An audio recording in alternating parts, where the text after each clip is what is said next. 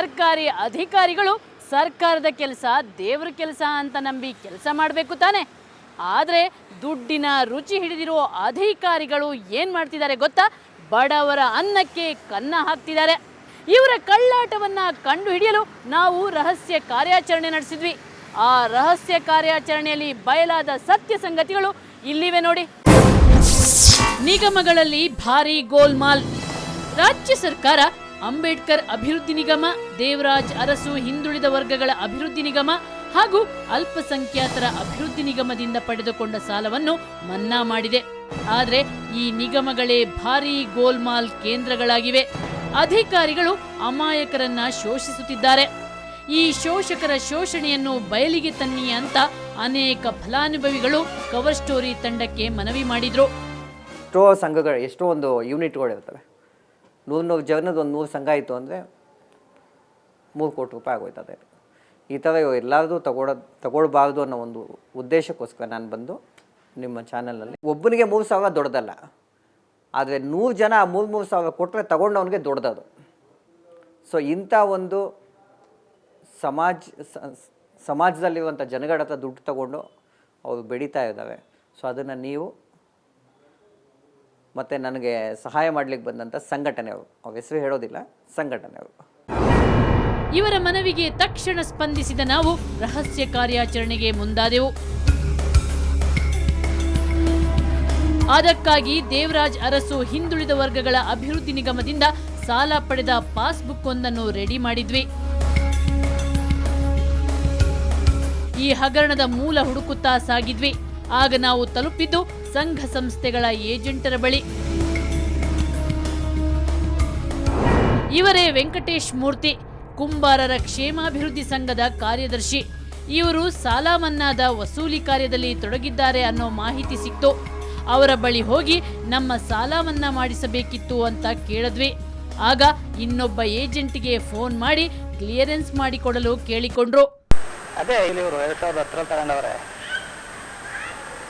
ಅದೇನು ನಾನು ಇಸ್ಕೊಂಡು ಕೊಡ್ತೀನಿ, ವ್ಯವಸ್ಥೆ ಮಾಡಿ ಕ್ಲಿಯರ್ ಮಾಡಿಸ್ಬಿಟ್ಟು ಕ್ಲಿಯರೆನ್ಸ್ ಕೊಡಿಸ್ಕೊಡು. ನಮ್ಮ ಮನವಿಗೆ ಅವರು ಸ್ಪಂದಿಸಿ ಕೊಂಚ ಭಯ ಹುಟ್ಟಿಸಿ ಡಿಮ್ಯಾಂಡ್ ಕ್ರಿಯೇಟ್ ಮಾಡಿದ್ರು. ನೀನು ಏನು ಬಂದ್ಕಂತ ಕಟ್ಟಿಲ್ಲ, ನೀನು ಯಾವ ಧೈರ್ಯದ ಮೇಲೆ ಇದ್ದೆ ನೀನು? ನಾವು ಅಣ್ಣ ಬರೋ 2,000 ರೂಪಾಯಿ ಸಂಬಳ ಏನು ಸಾಲ. ಆಮೇಲೆ ನಾವು ಎಷ್ಟು ಕಾಸು ಕೊಡಬೇಕು ಅಂತ ಕೇಳಿದ್ವಿ. ಅದಕ್ಕೆ ತಾನು 2,000 ರೂಪಾಯಿ ಕಲೆಕ್ಟ್ ಮಾಡ್ತಿದ್ದೀನಿ, ಉಳಿದದನ್ನು ದೇವರಾಜ್ ಅರಸು ಹಿಂದುಳಿದ ವರ್ಗಗಳ ಅಭಿವೃದ್ಧಿ ನಿಗಮದ ಮ್ಯಾನೇಜರ್ ಅನ್ನು ಕೇಳಿ ಹೇಳ್ತೀನಿ ಅಂದ್ರು. ನಾವು ಅರೇಂಜ್ ಮಾಡ್ಕೊಳ್ತೀವಿ. ನಮ್ಮ ಕಡೆಯಿಂದ 2,000 ಕಲೆಕ್ಟ್ ಮಾಡ್ತಾ ಇದ್ದೀನಿ. ಇಷ್ಟೊಂದು ಮಾತಾಡಿದ್ದೀನಿ. ಈಗ ನಾನು ಎಷ್ಟು ಬೇರೆ 2010 ಒಂದು ತಿಂಗಳು ಮ್ಯಾನೇಜರ್ ವೇಣುಗೋಪಾಲ್. ಆದ್ರೆ ಇವರು ಕುಂಬಾರರ ಸಂಘದ ಅನೇಕ ಸದಸ್ಯರಿಂದ ಹಣ ವಸೂಲಿ ಮಾಡಿದ್ದಾರೆ ಅನ್ನೋ ಆರೋಪ ಇವರದ್ದು. ಅಷ್ಟೇ ಅಲ್ಲ, ಅನೇಕರ ಪಾಸ್ ಪುಸ್ತಕಗಳಲ್ಲಿ ಎಷ್ಟು ಹಣ ತರಬೇಕು ಅನ್ನೋದನ್ನು ಬರೆಸಿ ಸಹಿ ಹಾಕಿಸಿಕೊಂಡಿದ್ದೂ ಇದೆ. ವೆಂಕಟೇಶ್ ಅವರಿಗೆ ನಾಳೆ ಇನ್ನೊಂದಷ್ಟು ಮಂದಿಯನ್ನ ಜೊತೆಗೆ ಕರ್ಕೊಂಡು ಬರ್ತೀವಿ ಅಂತ ಹೇಳಿ ಅಲ್ಲಿಂದ ನಾವು ಕಾಲ್ಕಿತ್ತೆವು. ಮತ್ತೆ ನಾವು ನೇರವಾಗಿ ಹೊರಟಿದ್ದು ದೇವರಾಜ್ ಅರಸು ಹಿಂದುಳಿದ ವರ್ಗಗಳ ಅಭಿವೃದ್ಧಿ ನಿಗಮಕ್ಕೆ.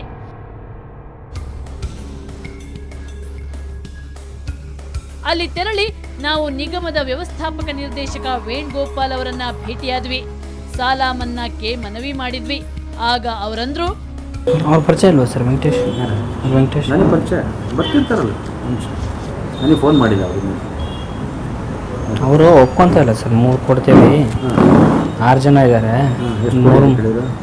ಅವರು ಅಲ್ಲ ಬಾಯ್ ಬಿಡ್ತಾ ಇಲ್ಲ. ಅದೇ ಸಾರಿಗೆ ನಾವು ಫೋನ್ ಮಾಡ್ತೇವೆ, ಸರ್ ಹತ್ರ ಕೇಳ್ಬಿಟ್ಟು ಇದು ಮಾಡ್ತೇವೆ. ಸರ್, ಏನಾದರೂ ಕಾಸು ಕೊಡ್ಬೇಕಾಗತ್ತಾ ಅಂತ ಕೇಳಿದಾಗ, ನಾವು 30,000 ತೊಗೊಂಡು, ಅದೇ ಎಷ್ಟು ಕೊಡ್ಬೇಕಂತ ಹೇಳಿದ್ರೆ ನಾವು ಸ್ವಲ್ಪ ಕಲೆಕ್ಟ್ ಮಾಡ್ಕೊಂಡು ನಾವು ಬೇರೆದ್ರ ಹತ್ರ ಇಸ್ಕೊಂಡ್ಬರ್ಬೇಕು. ಅದೇ ಒಂದು 5-6 ಜನದಿದ್ದಾರೆ, ಅದೇ ಎಷ್ಟು ಇಸ್ಕೊಳ್ಳಿ ಅಂತ. ನನಗೇನು ಹಕ್ಕಿಲ್ಲ, ಕೇಳೋದಕ್ಕೆ ಹಕ್ಕಿಲ್ಲ. ನಿಮ್ಮ ಇಷ್ಟ ಅಂತ ಹೇಳುತ್ತಲೇ ಪರೋಕ್ಷವಾಗಿ ಒಂದು ಲೆಕ್ಕ ಹೇಳಿದ್ರು. ಮೇ 5 ತಿಂಗಳು ಕಟ್ಟಬೇಕಾಗಿತ್ತು ಅಲ್ವಾ? 5,000 ಕಟ್ಟಿದ್ರೆ ಹೋಗ್ಬಿಡೋದು ಸರ್ಕಾರಕ್ಕೆ. ಹ್ಞೂ ಸರ್. ಅದನ್ನು ಕಟ್ಟಲಿಲ್ಲ ಸರ್ ಎಷ್ಟು ಕೊಡೋದು ಸರ್? ಇವರೇ. ಕೊನೆಗೆ 3,000 ರೂಪಾಯಿಗೆ ಲೆಕ್ಕ ಚುಕ್ತ ಆಯ್ತು. ನಾಳೆ 3 ಗಂಟೆಗೆ ಹಣ ತೆಗೆದುಕೊಂಡು ಬನ್ನಿ ಅಂದ್ರು ವೇಣುಗೋಪಾಲ್. ನಾನು ಸುರೇಶ್ ಚೆನ್ನಾಗಿರ್ತೀನಿ. ನಾನು ನಾನೇನು ಮಾತಾಡೋದು.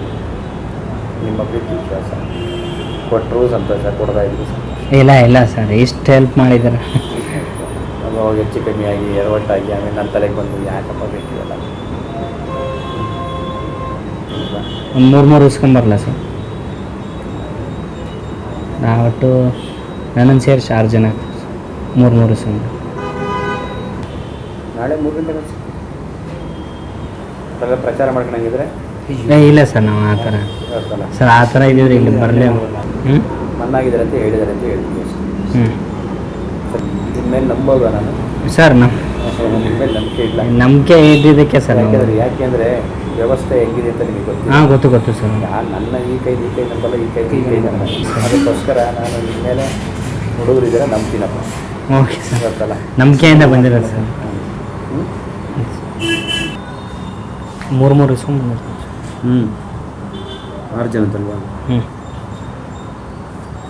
ಪ್ರಚಾರ ಮಾಡೋಕ್ಕೆ ಹೋಗಬೇಡಿ. ಇಲ್ಲ ಸರ್. ಆಮೇಲೆ 2 ಜನ ಗೊತ್ತಾದರೆ ನಮ್ಮ ತಲೆಗಳು ಹೋಗ್ತವೆ. ಹೇಗಿದೆ ನೋಡಿ ಇವರ ನಕರ. ವೇಣುಗೋಪಾಲ್ ಪ್ರಾಮಾಣಿಕ ಆಫೀಸರ್ ಆಗಿದ್ರೆ ಸಾಲ ಮನ್ನಾ ಆಗಿದೆ ಹೋಗ್ರಪ್ಪ ಅಂತ ಹೇಳಬಹುದಿತ್ತು. ಆದ್ರೆ ಇವರು ಹಾಗೆ ಮಾಡ್ಲೇ ಇಲ್ಲ. ಬಂದಷ್ಟು ಬರ್ಲಿ, ಬಾಚ್ಕೋತೀನಿ ಅನ್ನೋ ಜಾಯಮಾನದವರು ಇವರು. ಬಡವನಿಗೆ ಒಂದು ಹೊತ್ತು ಊಟದ ಚಿಂತೆ, ಆದ್ರೆ ಅಧಿಕಾರಿಗಳಿಗೆ ಸಂಪತ್ತಿನ ಚಿಂತೆ. ಆ ಸಂಪತ್ತಿಗಾಗಿ ಅವರು ಸಾಲ ಮನ್ನಾದಂಥ ಯೋಜನೆಯಲ್ಲಿ ಎಂತೆಂಥ ಕರಾಮತ್ತು ಮಾಡ್ತಾರೆ ಗೊತ್ತಾ? ಅದನ್ನು ತಿಳಿಸ್ತೀನಿ ಚಿಕ್ಕ ಬ್ರೇಕ್ನ ನಂತರ.